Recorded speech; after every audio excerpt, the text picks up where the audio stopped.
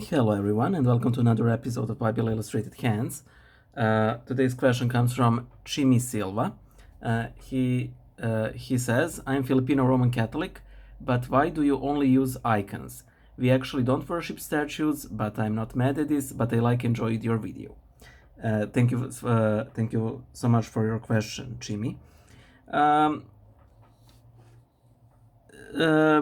I wouldn't say that the Orthodox don't use statues because there are cases of Orthodox using statues, but this is very rare. And I'll go into a bit more detail as regards to that as soon as I correct this mistake that I did on the painting. Okay, so I want to emphasize that there are a couple of angles to look at the use of statues in Eastern Orthodox Church.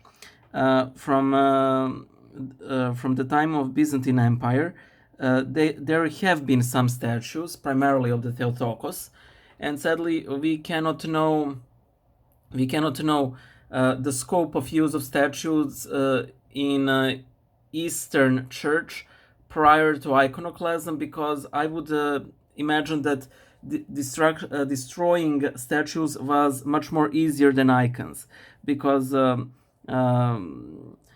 icons are much easier to conceal than a generally large stone or wooden object, so it is a bit of difficult to establish that precisely. However, despite some very sporadic use of statues in Orthodoxy, again, in Serbia, we have a wonder-working statue of the Mother of God in the monastery of Sokolica, and both Serbs and local Albanians consider this statue to be wonder-working.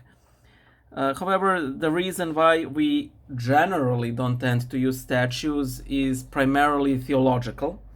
Orthodox doctrine regarding proper veneration of imagery states that any veneration we give as respect to an icon, that is, or let us say also statue, is transferred to the archetype. So when you kiss the icon of Saint Basil the Great, you're not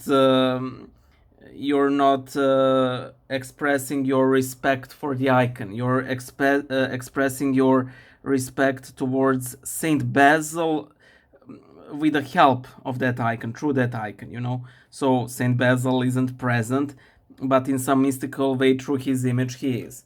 And the example that is generally given there, that I think works pretty well when explaining iconography, is the people carrying around photos of their loved ones. Of course, that photo isn't your son, daughter, wife, husband, grandmother, grandfather, and so on. But for them, for you, these objects have a very special significance, because you associate their image with the actual person, and it is literally no different with icons, except of course that people sort of maybe went one step further and simply started venerating icons in a way of showing respect to the people who are not physically there, but who are there in the Holy Spirit. And that is why in Orthodox Church we generally don't use statues, because statues are three-dimensional. The very fact that icon is 2D, that it is done in 2 dimensions, emphasizes that the icon isn't the person depicted, that it is a representation. However, a statue being 3D sort of limits that, it limits the person depicted to actual three-dimensional space. And that is why we call icons windows to heaven. We don't call them heaven itself, but they're that what it represents to us. So while I wouldn't say that using statuary is wrong, I would say that use of icons is much more proper, you know.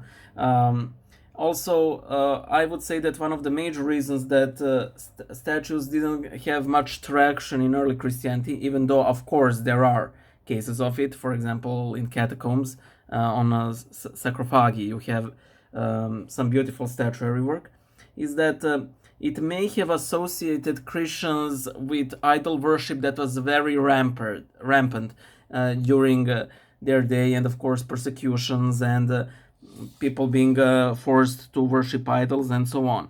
However, generally pagans did not use iconography, that is two-dimensional representation. They generally used the three-dimensional representation. So this may be one of the reasons why there's not that many examples of 3D art in like first 1,000 years of Christianity. I hope I have answered your question. I know that it is all over the place, but that is how this channel works. Bye!